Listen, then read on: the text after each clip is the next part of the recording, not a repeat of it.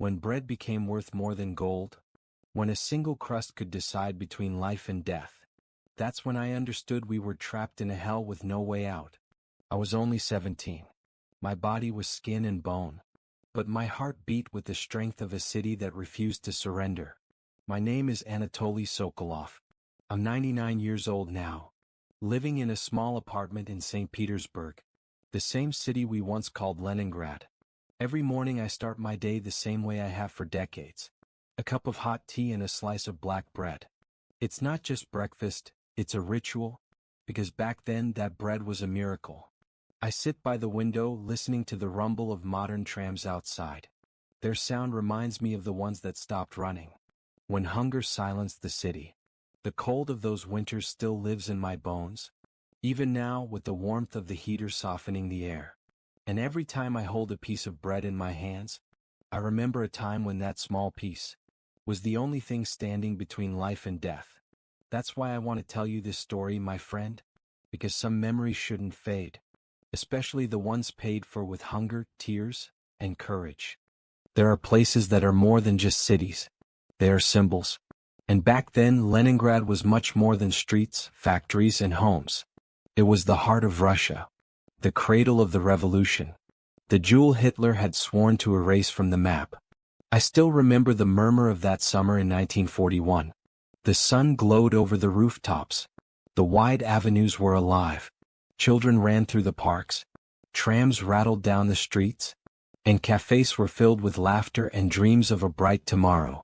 Leningrad was alive, vibrant, proud, unstoppable. But while its people dreamed of the future, far beyond the borders, a darker plan was already moving. The enemy had decided this city must not exist.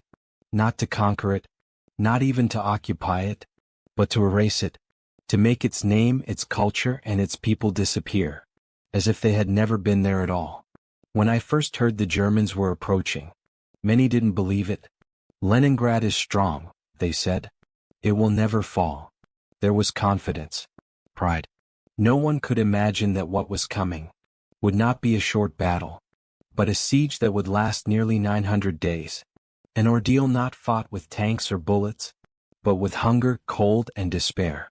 My friend, there's no real way to describe what it meant to be there. An entire city turned into an open-air prison, surrounded by enemies who didn't need to fire a single shot to kill. Hunger became the cruelest weapon. Winter, the most merciless ally. But before I tell you about the suffering, you need to picture life before the darkness came. Trams running down the streets, markets buzzing with people, music in the squares, children playing without fear. Only then can you understand what was truly lost when the circle closed around us. Leningrad wasn't meant to fall, and yet they tried to starve it into silence. They tried to extinguish it.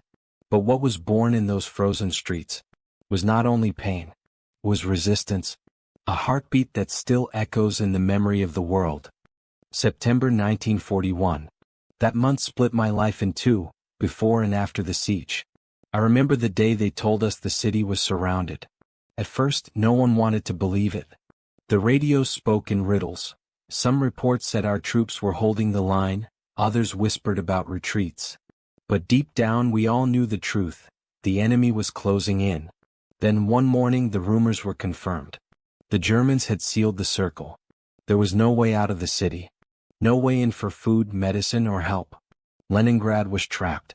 Some people still said proudly, "It doesn't matter, we'll resist. We are millions. No one can break this city." Others stayed silent, their eyes already showing what their lips refused to say. I was one of those. Because you didn't need to be a general to understand what it meant to be surrounded. We were alone. Alone against an enemy who didn't need bullets to kill us.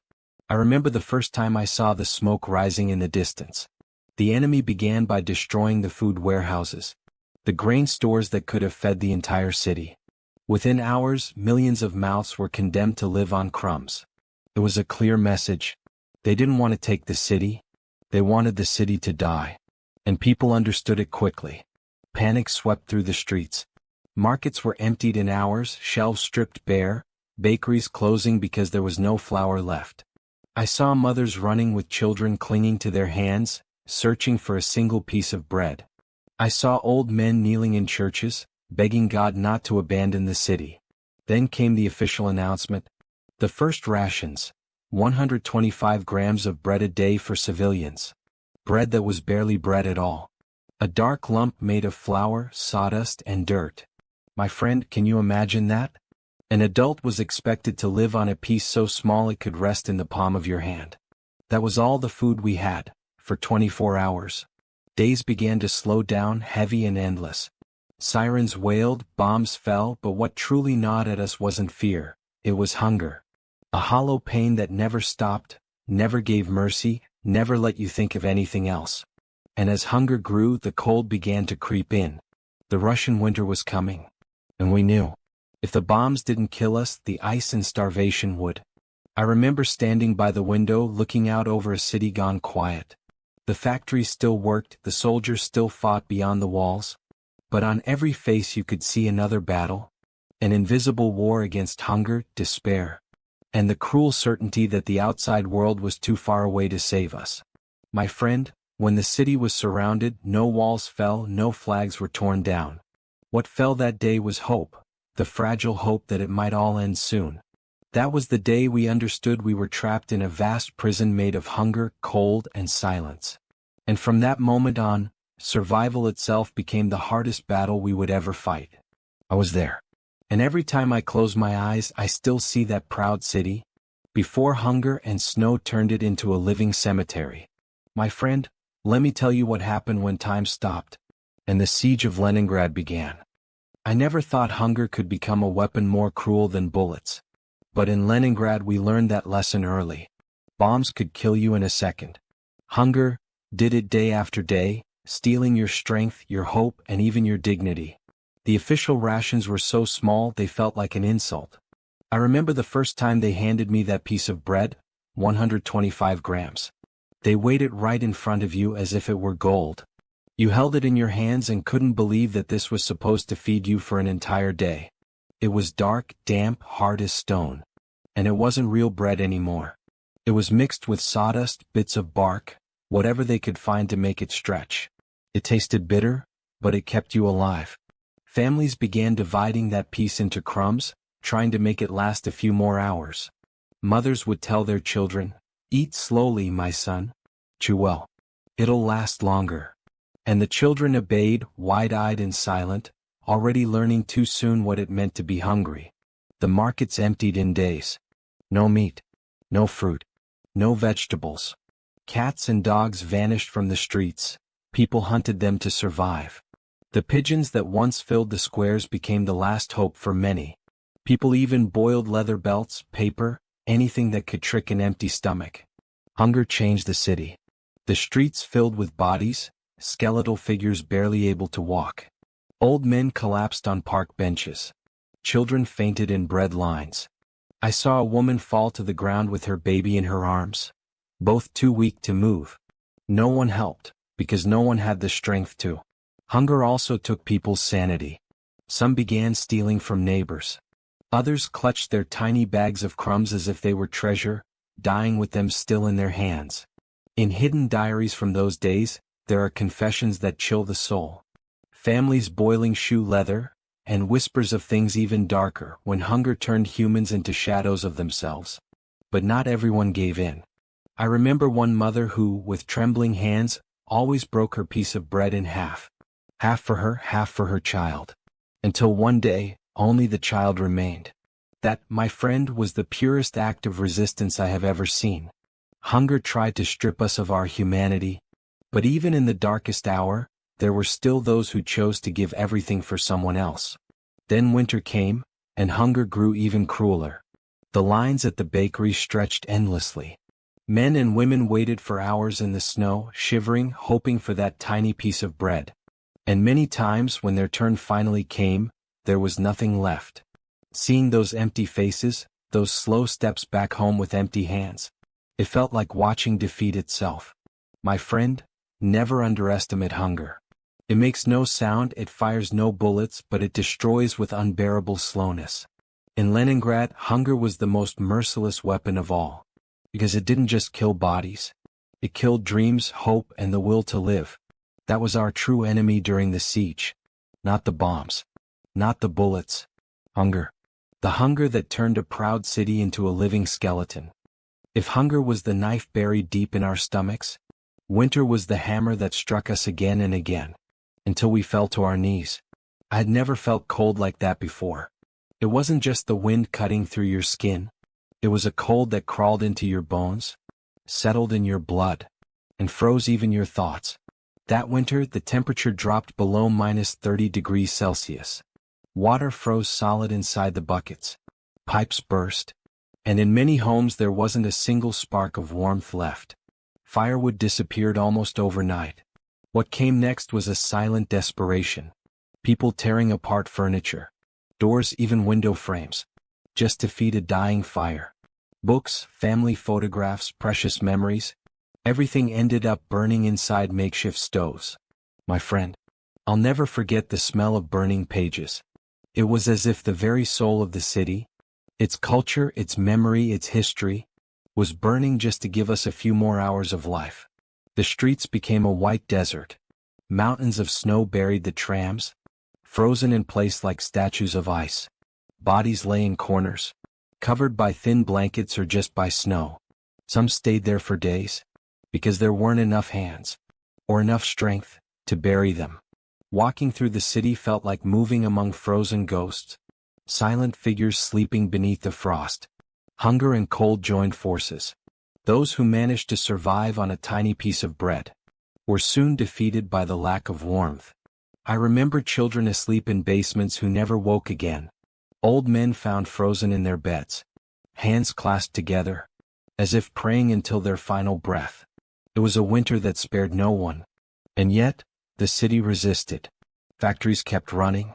Workers with purple hands, stiff fingers, breath turning into smoke, still producing weapons and ammunition. On empty stomachs and trembling bodies. It was a miracle of willpower, a quiet defiance of fate. I remember a woman, my neighbor, who every morning swept the snow in front of her door. She could have surrendered, let the snow bury her alive, but she didn't. Each day with an old broom, she cleared a small patch of ground. As long as I can sweep the snow, she told me, smiling, I know I'm still alive. That simple act, my friend, was a silent scream of resistance. Hospitals overflowed. Doctors and nurses worked wrapped in blankets, treating the wounded and the frozen.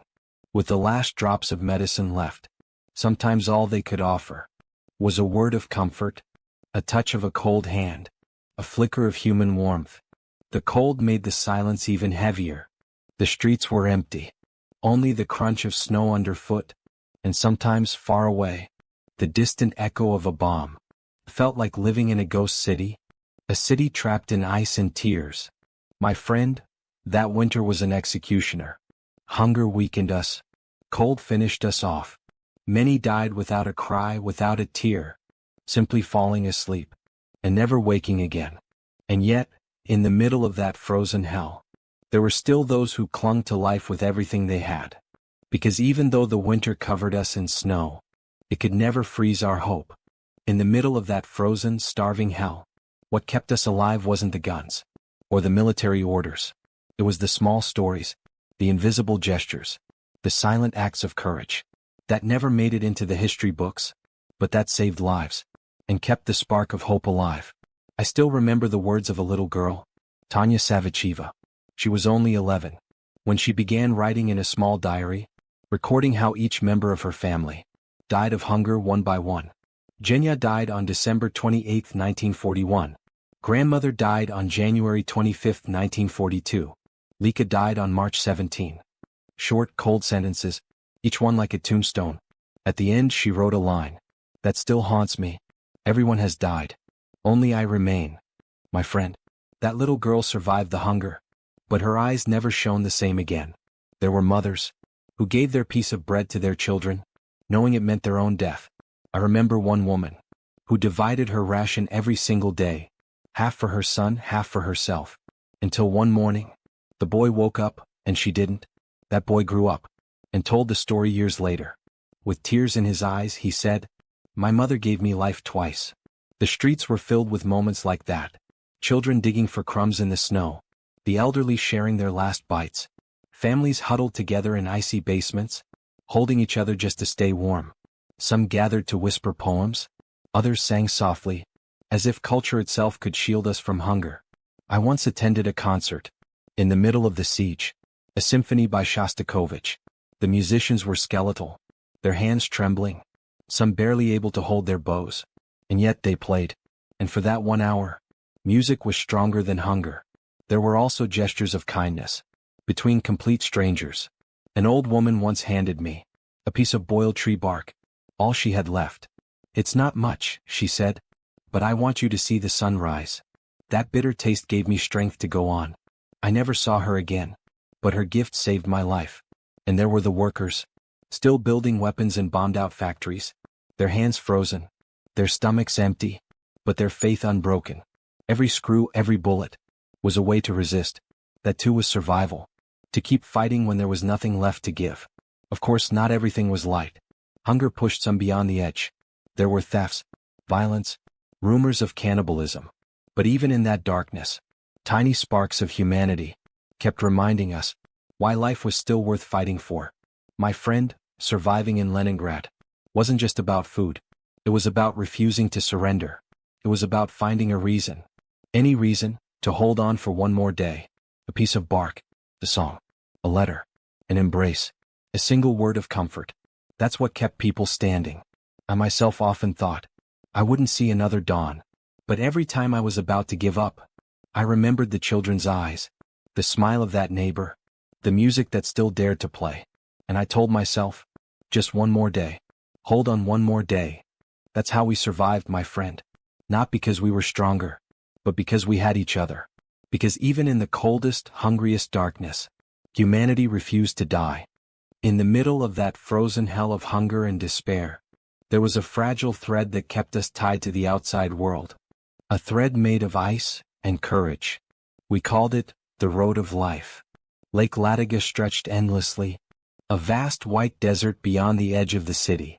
In summer it was a grave of water, impossible to cross under enemy fire. But in winter, the lake froze, and the ice became our only hope.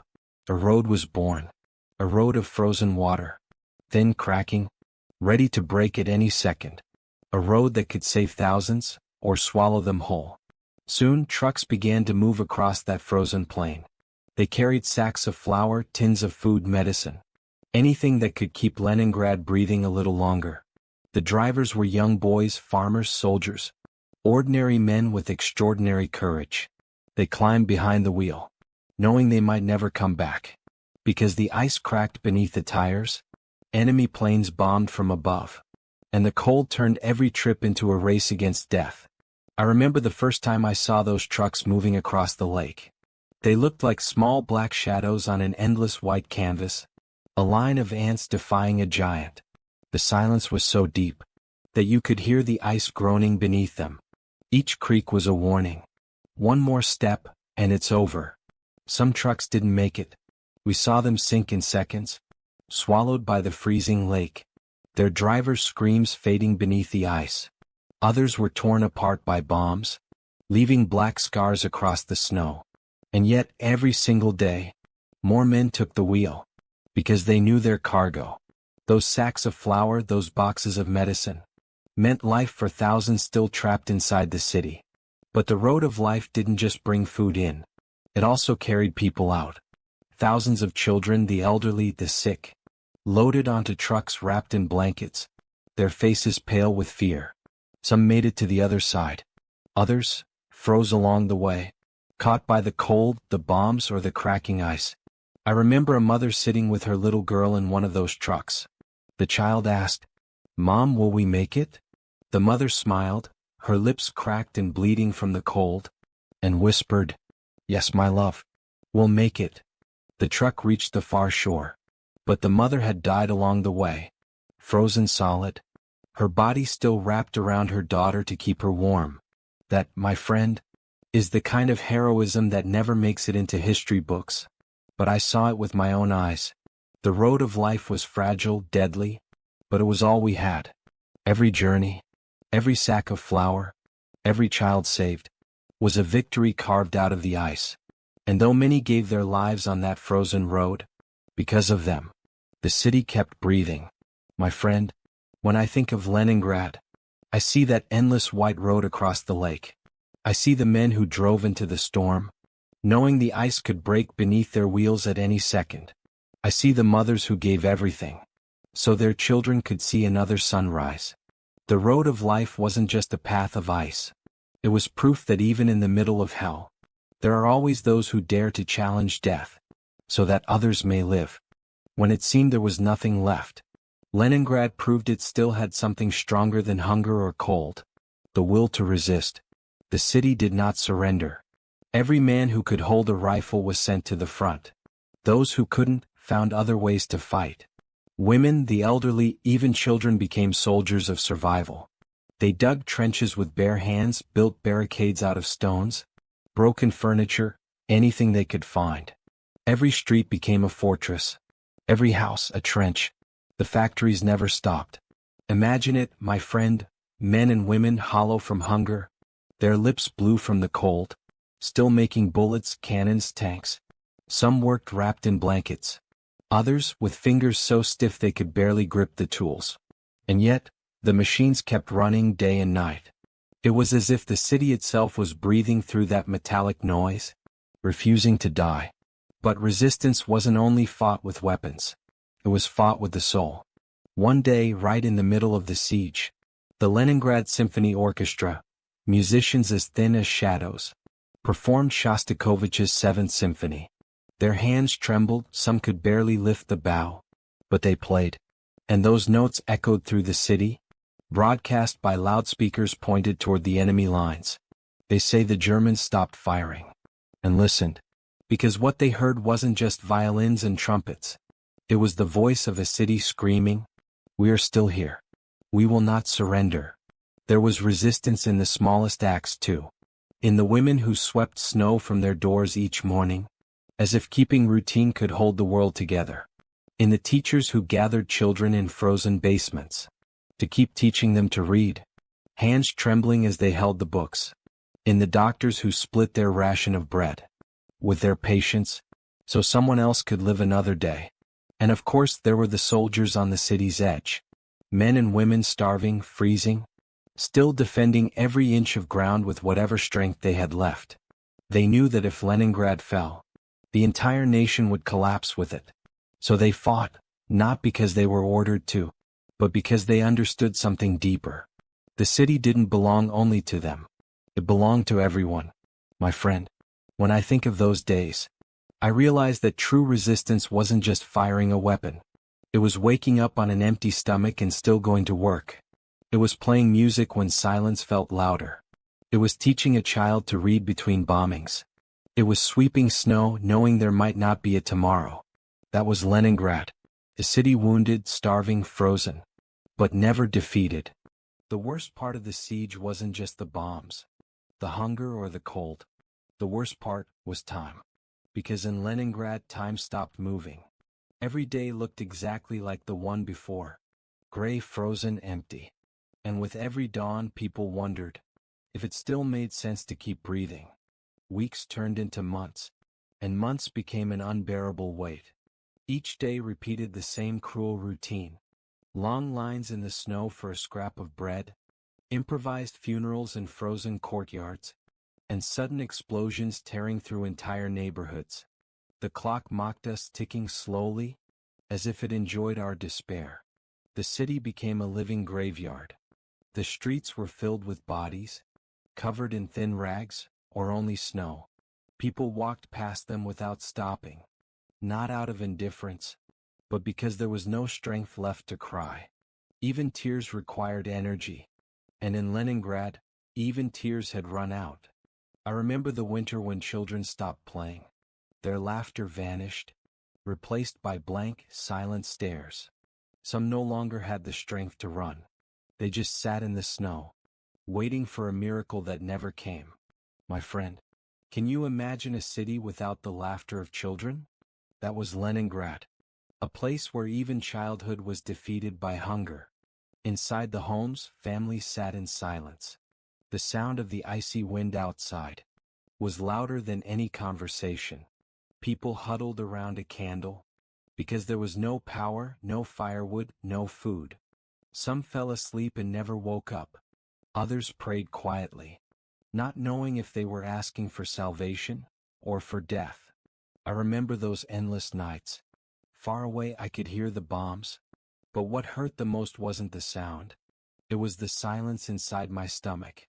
That hollow silence that echoed in your head and drowned out every other thought. Despair settled in many hearts. Some stopped getting up, stopped trying, stopped hoping. They lay down and simply waited for death, fading slowly like candles without oil. And yet, there were still those who refused to fall.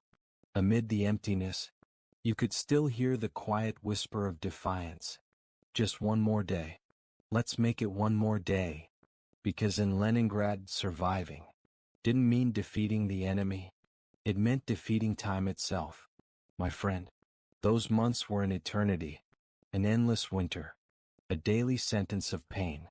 But they were also the ultimate proof that even in the deepest darkness, the human spirit can still find the strength to refuse to die. Leningrad endured, and every single day we stayed alive was a small victory against despair, against death, and against being forgotten. When we thought there was no way out, when the city seemed condemned to fade in silence, a breath of life arrived. It wasn't salvation, not yet, but it was hope. The first convoys had made it through. I remember that day as if I were seeing it now. The trucks appeared through the snow. Windshields cracked, drivers pale and trembling, their faces carved by wind, exhaustion, and fear. Some could barely stand when they stepped out, but they had done the impossible. Crossed the ice, dodged the bombs, defied the cold, and brought life in their cargo. They carried sacks of flour, cans of meat, medicine, warm clothing. Nothing abundant, nothing enough, but every box unloaded meant that someone would live one more day.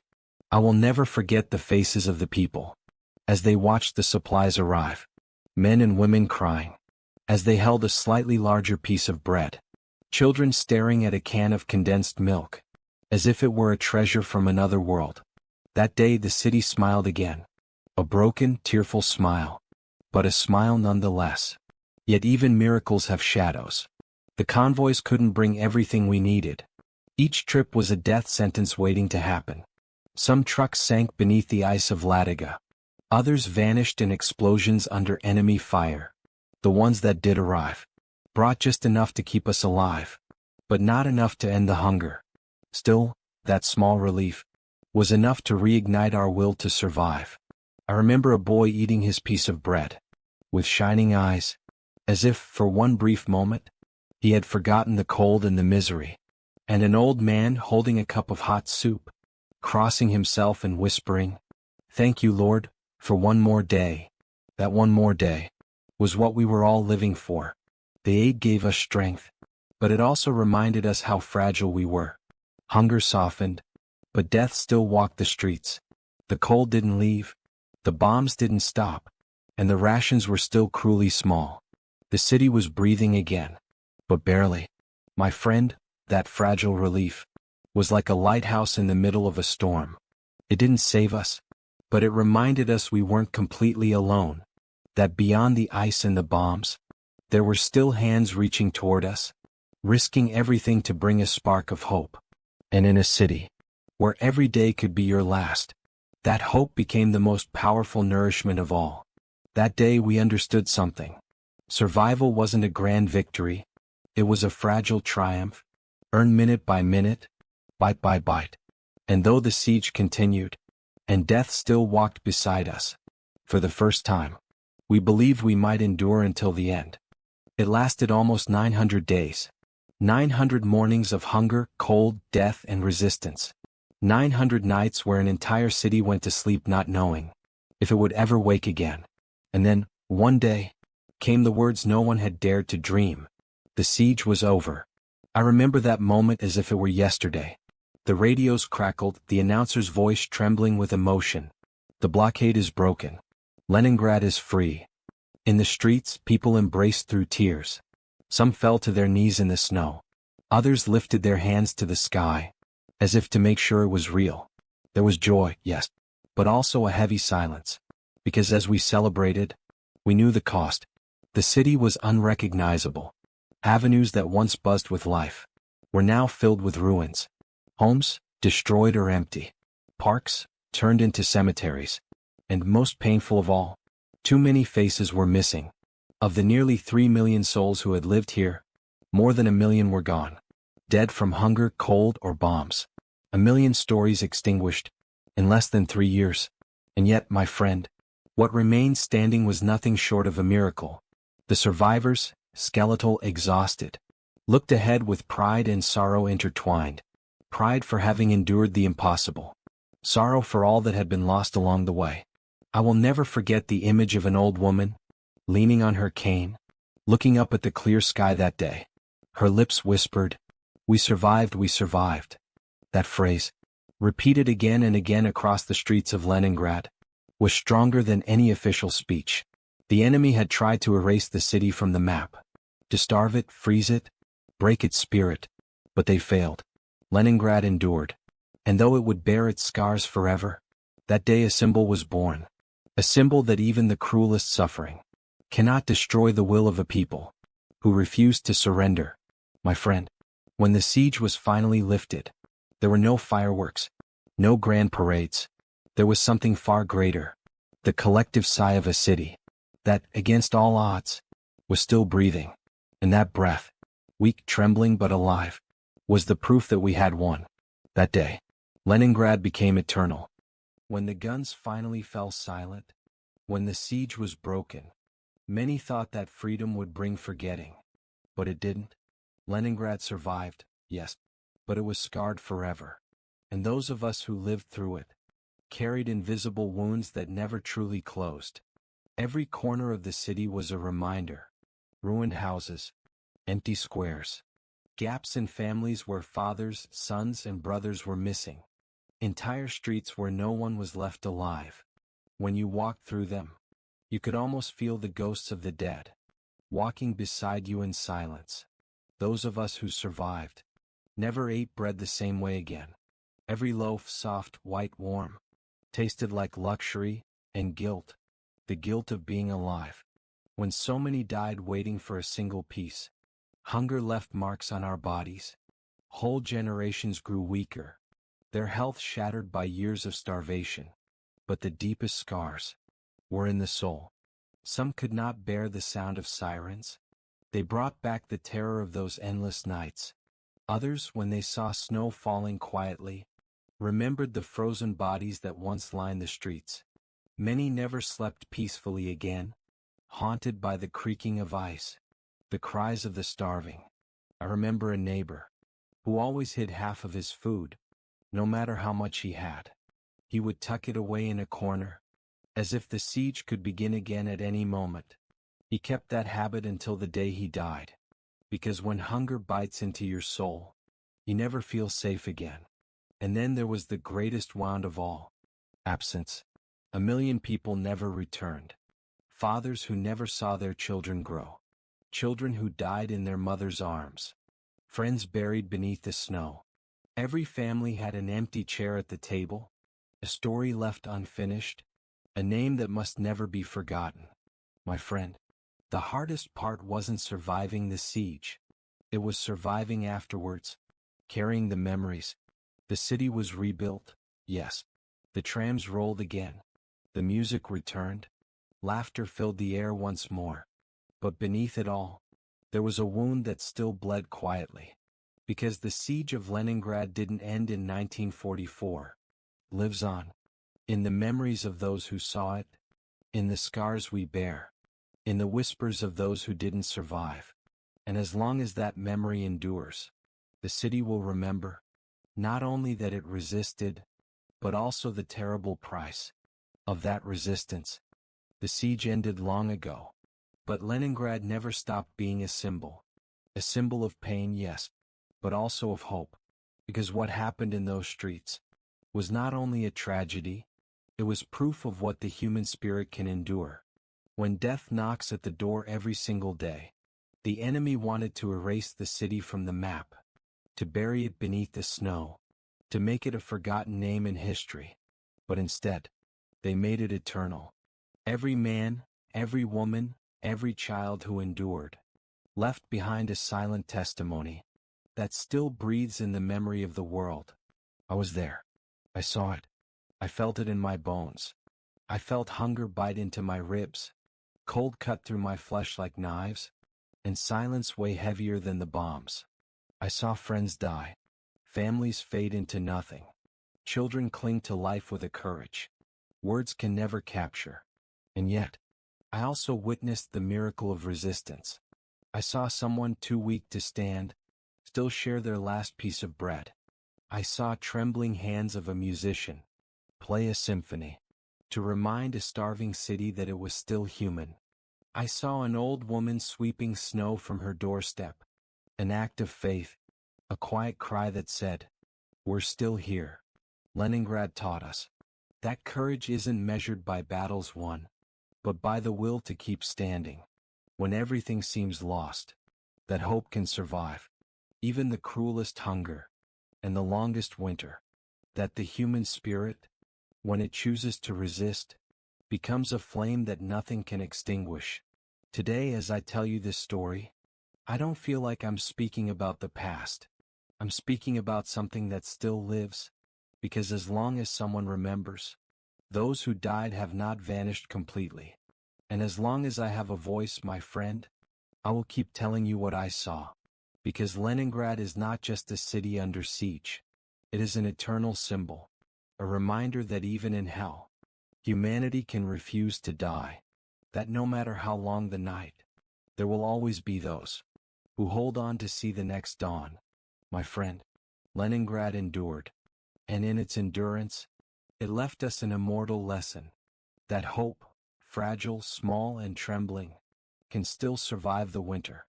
This was the story of Leningrad, the city that endured hunger, cold, and death.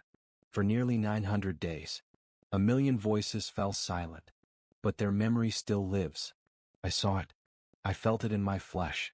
And though the years have passed, those scars still pulse beneath my skin.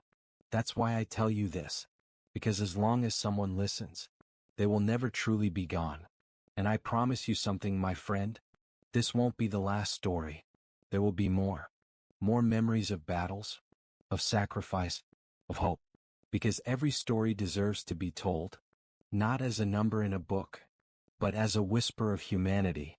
My friend, as long as my voice remains, I will keep telling you these stories, so that we never forget, so that memory keeps burning, like an eternal flame, in the middle of the snow.